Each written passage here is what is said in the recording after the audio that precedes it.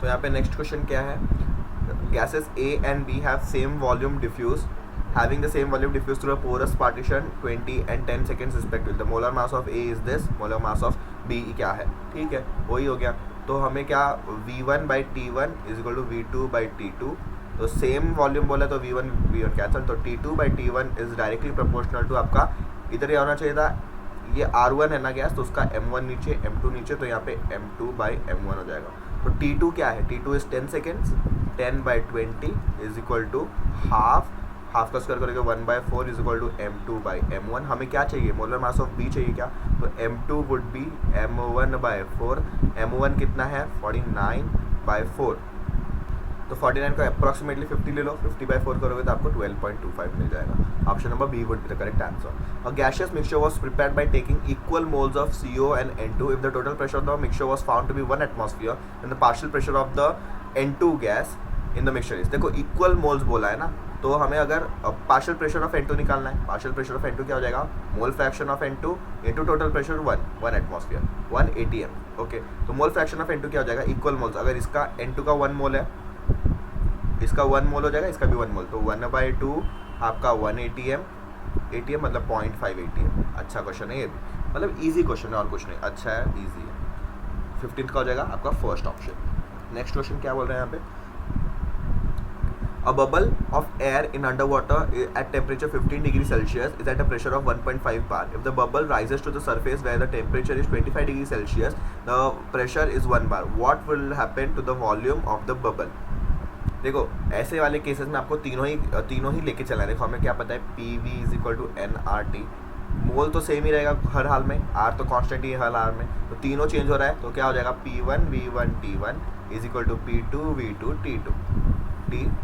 तो P1 क्या है, पहले हम लोग अंडर वाटर का लेते हैं, ये अंडर वाटर का है, ये सरफेस का है. तो अंडर वाटर का अगर प्रेशर लेंगे, प्रेशर इज 1.5, वॉल्यूम क्या हो जाएगा, वॉल्यूम अगर समझो 1 है, V1 ले लेते हैं इस केस को, अंडर वाटर वाले को. टेम्परेचर क्या है 15 degree Celsius, 15 degree Celsius 273 plus 15 करोगे तो 288 केल्विन हो जाएगा. बाहर आ गए तो प्रेशर कितना है 1 ATM, फिर आपका वॉल्यूम समझो V2 हो गया, और आपका ये हो जाएगा 25 डिग्री, मतलब और 10 हो जाएगा तो 298 हो जाएगा यहाँ पे. तो ये तो छोड़ दो, तो V1 by V2 would be 288/298 by 1.5, ये आ जाएगा यहाँ पे. ओके, तो ऐसा कुछ दिखने मिल रहा है. इसको अगर हम लोग 300 ले लें अप्रॉक्सीमेटली 10 से 10 के आंसर. ओके, तो क्या हो जाएगा फिर वॉल्यूम को, वॉल्यूम क्या होगा आपका, तो ये देखो यहाँ पे मुझे दिख रहा है कि 288/30 × 15 मतलब 450, ये हाफ होगा क्या अप्रोक्सीमेट, हाफ से थोड़ा कम होना चाहिए. ओके, तो volume will become greater by a factor of 1.6, greater by a factor of 1.1, volume becomes smaller by a factor of 0.7, will become greater by factor 0.25. देखो दोनों ही कंडीशन इक्वल करना है, क्योंकि देखो आपका टेम्परेचर बढ़ गया यहाँ पे. ओके, और प्रेशर घट गया है, तो आपका वॉल्यूम थोड़ा बढ़ना चाहिए क्या, टेम्परेचर भी बढ़ गया तो प्रेशर थोड़ा घटना भी चाहिए. तो ऐसे आप निकाल नहीं सकते हो कि खाली एक फैक्टर रहता तो हम लोग निकाल सकते थे, बट हमें इसको कैलकुलेट करके देखना ही पड़ेगा. तो V1 V2 का रेशियो क्या आ रहा है, तो हम लोग कैलसी का थोड़ा यूज़ कर सकते हैं इस केस में.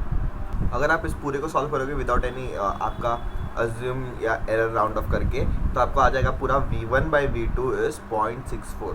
तो V2 by V1 क्या हो जाएगा, V2 by V1 would be, V2 by V1 हो जाएगा आपका 1/0.64 विच इज़ 0.159 कुछ आसपास आ जाएगा, मतलब 1.16. तो V2 क्या हो गया 0.16 ऑफ V1. तो इसमें क्या बोल रहा है, option number A correct. Volume will be greater by a factor of 1.6. Okay, जितना नीचे वॉल्यूम था उसका 1.16 वॉल्यूम ऊपर हो जाएगा, वॉल्यूम बढ़ जाएगा. Pressure exerted by 6 gram of methane gas in this much vessel eight 129 degree Celsius. Atomic mass इसका दिया है, ये दिया है, R दिया है. प्रेशर पूछा है तो हमें PV is equal to NRT लगाना पड़ेगा डायरेक्टली, और कोई चारा है क्या, नहीं. इन लोगों ने देखो अभी 8.13 दे दिया है. ओके, तो 8.13 के लिए जो मैंने ऊपर बताया था आपको सबसे पहले, पिछले वीडियो में ही सबसे पहले स्टार्टिंग में मैंने आपको बताया था कि आपको क्या करना है. 3 केसेस बताए थे शायद, नहीं है इसमें, मैं वापस इधर एक बार बता देता हूँ. अगर आपको R के 3 वैल्यूज़ दिए, 3 वैल्यूज़ हो सकते हैं अकॉर्डिंग टू यूनिट्स. एक होगा लीटर ATM मोल केल्विन.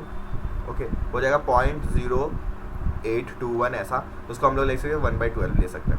इधर हो जाएगा दूसरा वाला 8.314 जूल केल्विन पर मोल। ओके, जूल केल्विन हो गया, लीटर एटीएम की जगह जूल आ गया, तो इसको हम लोग ले सकते हैं 25/3। ऊपर मैंने ये वैल्यू थोड़ा गलत लिख दिया था, ओके, वही मैं करेक्शन कर रहा हूँ यहाँ पे। और 2 कैलोरी जूल की जगह कैलोरी केल्विन पर मोल आ जाएगा, तो 1.98 आता है, उसको हम लोग 2 ले लेते हैं, 1.98 को अप्रॉक्सीमेटली 2 ले लेते हैं। तो ये अप्रॉक्सीमेशन वाली याद रखोगे तो आपको काम आए। तो यहाँ पे ये हम लोग क्या यूज़ करेंगे, 25/3 यूज़ करेंगे क्या, क्योंकि 25/3 अप्रॉक्सीमेटली 8.33 के आसपास से आता है। तो P V is equal to N R T अगर लगाएंगे हम लोग, तो हमें क्या पूछा है डायरेक्ट, प्रेशर बोला है ना, तो मोल्स कितना हो जाएंगे इसका 6 ग्राम, मीथेन का कितना था 16, आर क्या हो जाएगा 25/3, टेम्परेचर कितना हो जाएगा 129 डिग्री सेल्सियस प्लस 273, मतलब 12 9 10, ये हो जाएगा 402, ओके, अपॉन वॉल्यूम कितना हो जाएगा 0.03 मीटर क्यूब बोला है, तो कुछ ज़्यादा चिंता करने की जरूरत है नहीं। अगर आपने ये सब SI यूनिट्स में डाल दिया, मीटर क्यूब जूल केल्विन ये सब SI यूनिट्स में डाल दिया, तो आपको डायरेक्टली वॉल्यूम भी प्रेशर भी पास्कल में ही आ जाएगा यहाँ पे, ओके, तो उसका भी चिंता करने की कोई ज़रूरत नहीं। इसमें डायरेक्टली आपको खाली मल्टीप्लाई डिवाइड करना आना चाहिए। तो हम लोग लिख लेते हैं 6/16 25/3 इंटू 402 को 400/0.03 लिख लेते हैं, 0.03 सॉरी, ओके। तो 3 1 जा 3 2 जा हो गया यहाँ पे, फिर 400 जा 4 4 जा, फिर 4 1 जा 425 जा, ठीक है। तो अभी क्या आ गया, क्या बच गया हमारे पास, ये चला गया, तो बचा 2 इंटू 625 और नीचे बचा 0.03, इसको हटा दो, ऊपर 100 आ जाएगा, ओके। 3 से अगर 24 हो गया, ये 3 से अगर डिवाइड करेंगे इसको, 3 2 जा, फिर 0 जाएगा, फिर 8 जाएगा, 208 आ जाएगा इसमें अप्रॉक्सीमेटली। तो 208 का ये करो तो 416 हो जाएगा, 41660, 41600, इसके आसपास को कोई आंसर दिख रहा है 41600, तो इसका आसपास का आंसर यही हो जाएगा, ओके। देखो सेम क्वेश्चन आपका मेंस में और आपका प्री में दोनों में पूछा है, 2010 में सेम क्वेश्चन पूछा है, तो इसका आंसर भी हो जाएगा यही हो जाएगा, okay. From a heated mixture of nitrogen, oxygen, carbon, 2 compounds out of many obtained are isolated. The rate of diffusion of 2 isolated compounds are almost identical. The 2 compounds are, देखो almost identical मतलब उसका molar mass same होना चाहिए क्या approximately, okay. तो N2O का molar mass क्या होगा, देखो N2 का क्या होता है 28 प्लस 16, और इसका होना चाहिए 32 प्लस आपका कार्बन का 12, तो हो रहा है क्या अप्रॉक्सीमेटली 14 44, यहाँ पे भी 44, तो ऑप्शन नंबर 1 ही मुझे करेक्ट लग रहा है, तो अप्रॉक्सीमेटली यही हो जाएगा। बाकी आप देख सकते हो CO और NO का होगा क्या, देखो O का तो सेम होगा ही, बट C और N में डिफर होगा, फिर CO O हो जाएगा, बट ये N2 है, ये C है, ये भी नहीं होगा, O2 तो हो जाएगा, C और N का होगा ही नहीं ऐसा। If 500 ml of gas A at 400 torr, this much ml, B this much and this much 3 liter of flask, pressure of the system will be, देखो बहुत ही पुराना क्वेश्चन है, 1999 का क्वेश्चन है। इसमें क्या करना पड़ेगा, दोनों गैसेस के लिए हमें बॉयल्स लॉ अप्लाई करने पड़ेंगे, ओके। कैसे करेंगे, फिर उनमें से उनका पार्शियल प्रेशर निकलेगा, फिर हमें जाके उसके पार्शियल प्रेशर उसको ऐड करके टोटल प्रेशर निकालना पड़ेगा। कैसे, देखो अगर 500 ml मतलब उसको 1000 कर लो, ये हो गया वॉल्यूम, इनटू गैस का कितना प्रेशर है 400 टॉर, ओके। ये अगर उसका एक्चुअल में partial pressure P1 V1 is equal to P of the gas, P partial pressure of the gas in the mixture in the volume of 3 litre जो हमें दिया है। तो हम लोग ने ये कर दिया, पार्शियल प्रेशर हमें निकालना है ऑफ गैस A, तो वॉल्यूम कितना है 3 लीटर, तो मैं इसको क्या कर दूँ, 20 से 20 कैंसिल, 1 से ये गया, तो जाएगा 200, तो PA would be 200/3। PB same तरीके से निकालेंगे, PB into 3 is equal to आपका कितना है 666/1000 इंटू 666/1000 इंटू आपका हो जाएगा कितना टॉर 600 टॉर, 20 से 20 कैंसिल, तो PB इज इक्वल टू क्या हो जाएगा आपका अप्रॉक्सीमेटली, इसको सबको मल्टीप्लाई करके डिवाइड करने के बाद ये हो जाएगा आपका, देखो 222/10। तो यहाँ पे PB का क्या, मैं 3 कैंसिल नहीं करूँगा क्योंकि इसमें भी 3 है, तो डायरेक्टली ऐड करने में आसानी हो जाएगी, क्योंकि ये पार्शियल प्रेशर ऑफ A है, ये पार्शियल प्रेशर ऑफ B है। तो यहाँ पे क्या करूँगा 666 इंटू 600 बाय आपका 1000 इंटू 3 रखो, इसको रखो, इतने को पूरा सॉल्व कर लो आप, ओके। ये से ये कैंसिल हो जाएगा, 20 से 20, 2 से डिवाइड करेंगे, 2 3 ज़ा 2 5 ज़ा, ओके। फिर इन सारे के सारे को कैंसिल करेंगे तो आपका आ जाएगा 400/3, जो हो गया पार्शियल प्रेशर ऑफ B आपका।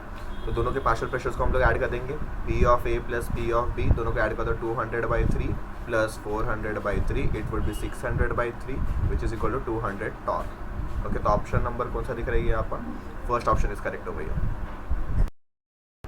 इन द मोलर रेशियो 8:1 बोला है, the ratio of H2O2 by weight in the mixture would be, by weight बोला है। मोलर रेशियो मतलब मोल का रेशियो 8:1 है।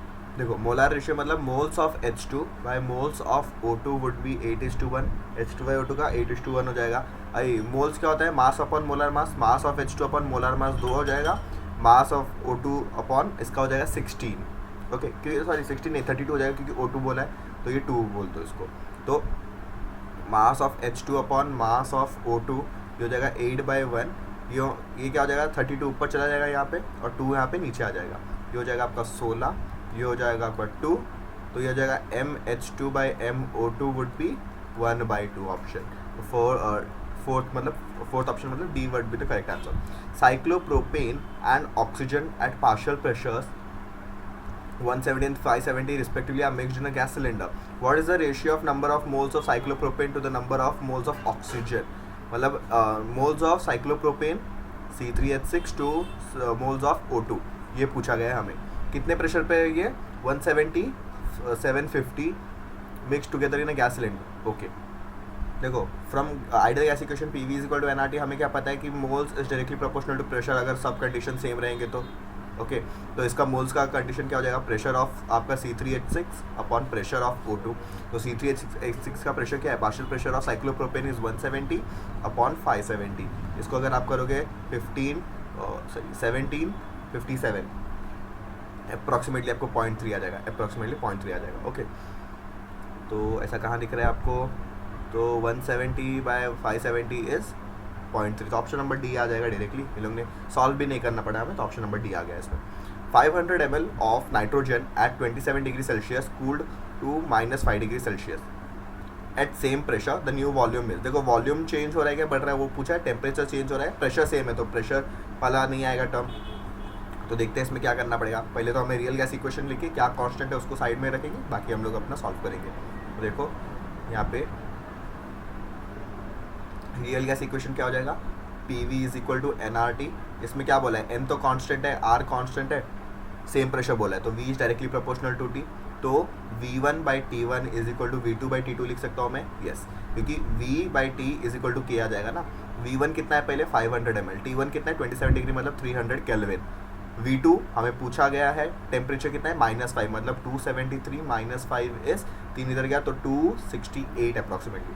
X वुड बी ये 2 0 से 2 0 कैंसिल 5/3 इंटू 268। ओके तो 3 8 ज़ा 24 3 ज़ा 24 2 बचेगा 3 9 ज़ा 27 पॉइंट, तो एक बचा 89.3 इंटू 5 करो आप 15 45 46 40 44 तो जाएगा 446.5 446.5 मतलब अप्रॉक्सीमेटली इतना ही आ जाएगा। ओके तो 23rd का हो जाएगा option number B.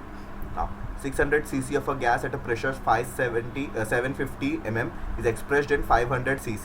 Taking the temperature to remain constant, the increase in pressure is. Temperature constant है, increase in pressure. तो देखते हैं तो यहाँ पे क्या बोला है, प्रेशर और वॉल्यूम के बीच में P1 V1 is equal to P2 V2 Boyle's law. P1 कितना है पहले 750 mm, उसका वॉल्यूम है 600 cc। P2 कितना है आपका वो ढूंढना है, इंक्रीज इन प्रेशर ये taking the temperature the increase in pressure is, increase in pressure बोला है मतलब पहले फाइनल माइनस इनिशियल करना पड़ेगा, ये जो हमें निकलेगा XOP फाइनल होगा माइनस इनिशियल करना पड़ेगा तभी इंक्रीज आएगा।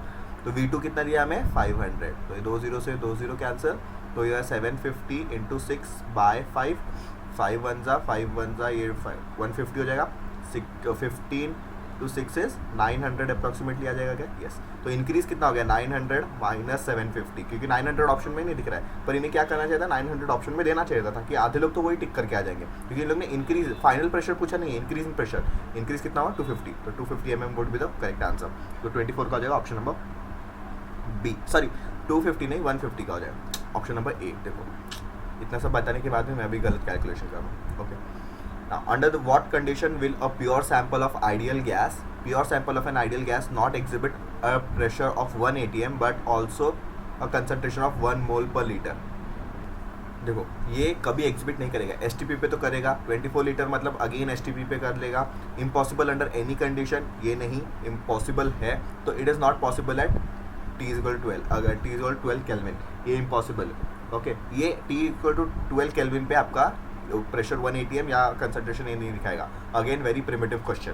The correct value for gas constant R is close to, litre atmosphere में पूछा है तो 0.082 लीटर एटमॉस्फेयर, लीटर एटमॉस्फेयर पर मोल पर केल्विन. आपको यूनिट भी याद रखना है, तो ऑप्शन नंबर बी करेक्ट आ जाएगा.